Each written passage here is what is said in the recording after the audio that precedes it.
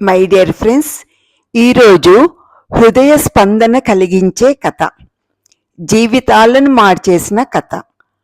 ఒక ఊరిలో రామయ్య అనే అతను ఉండేవాడు. అతనికి తన వాళ్ళంటూ ఎవరూ లేరు. అతను ప్రతిరోజు కార్యాలయాల ముందు కూర్చొని భిక్షాటన చేసుకునేవాడు. అలా భిక్షాటన చేసి వచ్చిన డబ్బుతో అక్కడే ఉన్న వసతి గృహంలో వారికి ఇచ్చి ఆ రోజు పడుకోవడానికి ఆశ్రయము, ఆహారము పొందేవాడు. ఆ వసతి గృహానికి తన అవసరానికి సరిపడినంత డబ్బు రాని రోజు రోడ్డు మీదే పడుకునవలసి వచ్చేది. రోజు లాగానే ఒక రోజు ఉదయం ఒక కార్యాలయం ముందు భిక్ష అడగడం ప్రారంభించాడు. అక్కడ చాలా కార్యాలయాలు ఉన్నవి. ప్రతిరోజు ఎంతో మంది తనని దాటి వెళుతుంటారు. ఎవరో కొద్దిమంది మాత్రమే భిక్ష వేసేవారు. ఆ రోజు ఎవరూ అతనికి భిక్ష వేయలేదు. నిరుత్సాహంగా ఉన్నాడు. అప్పుడే అటువైపు వెళుతున్న యువతి చిరునవ్వుతో రామయ్యను పలకరిస్తూ పాత్రలో 100 రూపాయలు వేసింది. ఇలా భిక్షలో 100 రూపాయలు ఇవ్వడం ఇదే మొదటిసారి కావడంతో రామయ్య ఆశ్చర్యపోయి నవ్వుతూ కృతజ్ఞతతో అమ్మా, మీ పేరు ఏమి అని అడిగాడు. అప్పుడు ఆ యువతి నవ్వుతూ తన పేరు కరుణ అని చెప్పింది. మేడం, మీరెందుకు నాకు ఇంత డబ్బు ఇచ్చారు అని అడిగాడు. కరుణ చాలా ప్రేమగా బదులిచ్చింది. మనము ఏ మంచి పని చేసినా దానికి ఖచ్చితంగా ప్రకృతి మనకు మరింతగా తిరిగి ఇస్తుంది అని నేను నమ్ముతాను.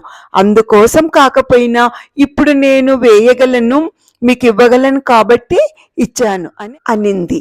రామయ్య చాలా సంతోషించి, ఈ రాత్రి నేను వీధిలో పడుకోనవసరం లేదు మేడం, ఈరోజు రాత్రి ప్రశాంతంగా వసతి గృహంలో నిద్రపోగలను అని ఉత్సాహంగా ఆమెకు చెప్పాడు.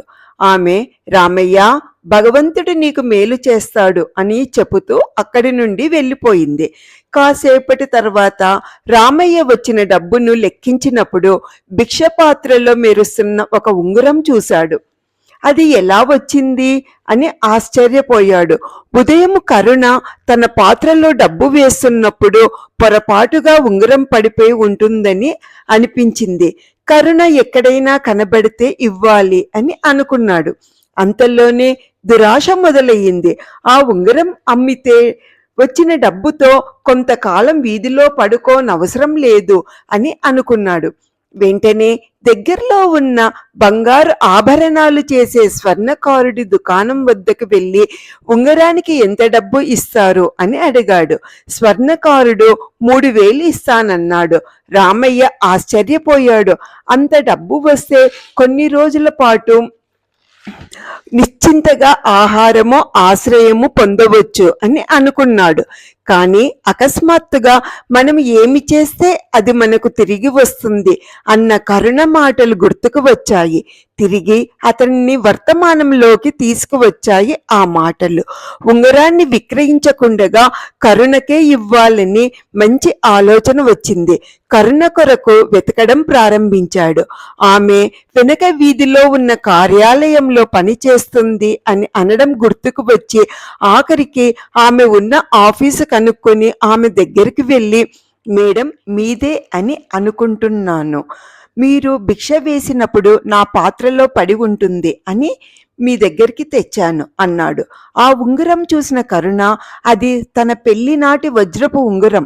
ఆమె సంతోషంతో కన్నీరు పెట్టుకుని, రామయ్య, ఇది నాకు ఎంతో విలువైనది అని అనింది. రామయ్య, నీవు కావాలనుకుంటే ఈ ఉంగరాన్ని అమ్మి డబ్బు సంపాదించొచ్చు కదా, మరి ఎందుకు తిరిగి ఇచ్చావు అని అడిగింది.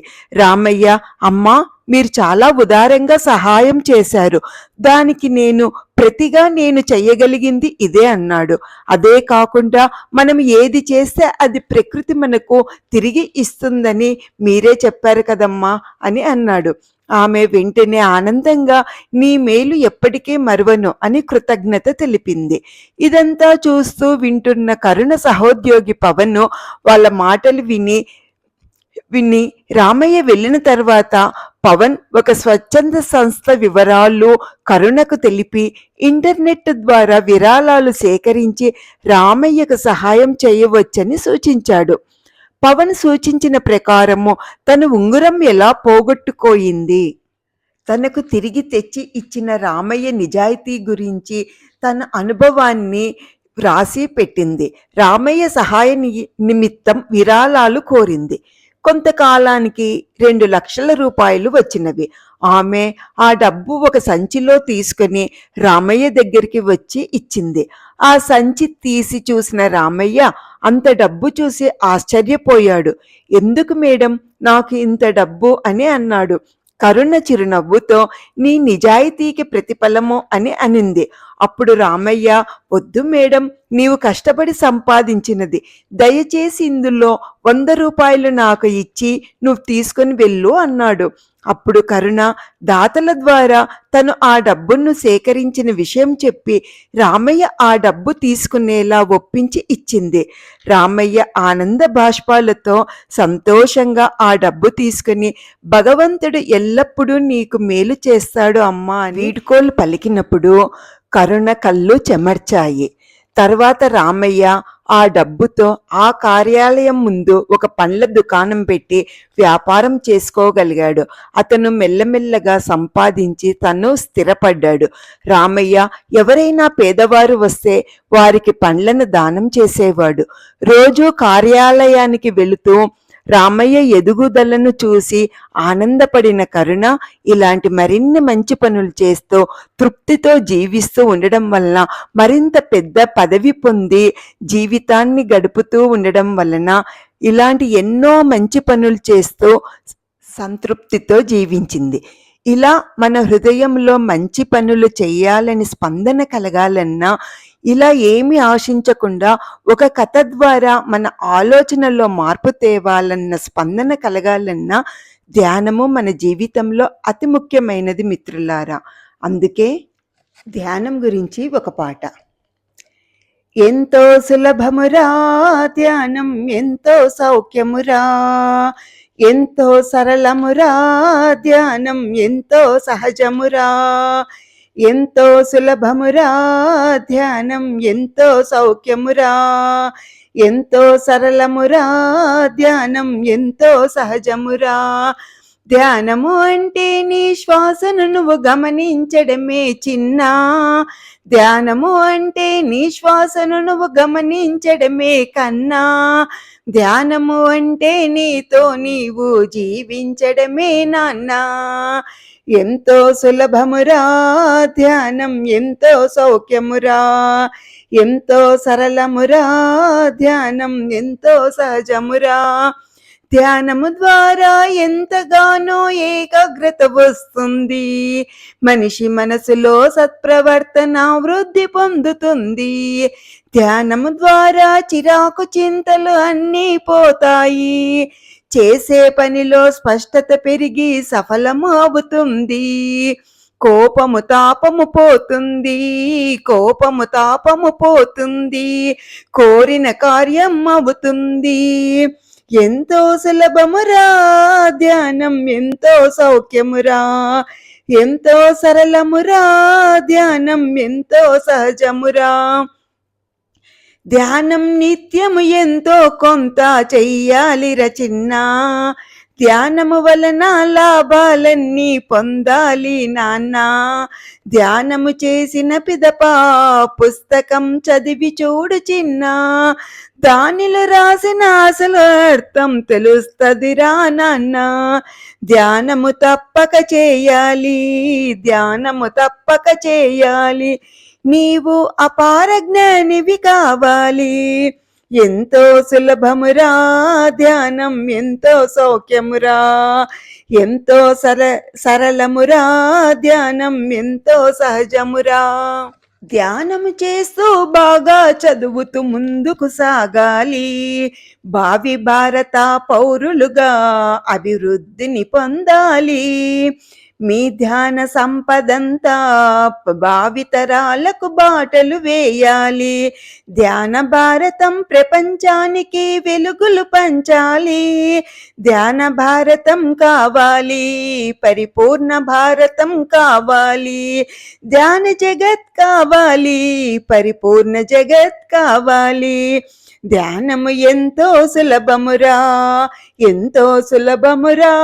ధ్యానం ఎంతో సౌఖ్యమురా, ఎంతో సరళమురా. ధ్యానం ఎంతో సహజమురా. మిత్రులారా, శ్వాస మీద ధ్యాసతో ధ్యానం చేసినప్పుడు ఏకాగ్రత పెరిగి సత్ప్రవర్తన వృద్ధి పొంది చీకు చింతలు కోపము తాపము తొలగి చేసే పనిలో స్పష్టత పెరిగి మన జీవితంలో అనుకున్న లక్ష్యాలు చేరుకొనగలము. అందుకే ప్రతినిత్యము కాసేపు ధ్యానం, కాసేపు పుస్తక పఠనంతో అపార జ్ఞానంతో చదివి ముందుకు సాగినప్పుడు చక్కటి కుటుంబమును, చక్కటి సమాజంతో పరిపూర్ణ భారత్, తద్వారా పరిపూర్ణ జగత్తును సాధించుకోగలము. ఇలాంటి కథలు విన్నా, చదివినా, చక్కటి పాటలు విన్నా నాలో హృదయం స్పందిస్తుంది. నేను నా జీవితంలో అప్లై చేసుకునే ప్రయత్నం చేస్తుంటాను. అప్పుడు నా హృదయంలో మలినాలు తొలగించుకునే ప్రయత్నం చేస్తూ నన్ను నేను శుద్ధి చేసుకుంటుంటాను. అప్పుడే నా హృదయంలో ప్రేమ అనే పుష్పం వికసిస్తుంది. హృదయ స్పందన కలిగినప్పుడే ఇలా క్రియేటివిటీతో మీ ముందుకు తేగలుగుతున్నాను. నాకు శ్వాస మీద ధ్యాస, ధ్యానము ఎంతో సహకరిస్తుంది మిత్రులారా. ఇలా మీకు హృదయ స్పందన కలిగితే పిల్లలకు ఇలాంటి మంచి కథల ద్వారా, ధ్యానం ద్వారా వారిలో హృదయ స్పందన తీసుకొని వచ్చి వారిని వారు తీర్చిదిద్దుకునే ప్రయత్నం చేస్తారని ఆశిస్తున్నాను. చక్కని కుటుంబంతో పాటు పరిపూర్ణ భారత్, పరిపూర్ణ జగత్కు మీ వంతు కృషి చేస్తారని నా చిన్న ప్రయత్నం. మిత్రులారా, మీకు హృదయం స్పందిస్తుందా? స్పందిస్తే ఎస్ అని పెట్టండి. నన్ను ప్రేమతో ముందుకు నడిపిస్తున్న మీ అందరికీ నా హృదయపూర్వక నమస్సులు, కృతజ్ఞతలు మిత్రులారా.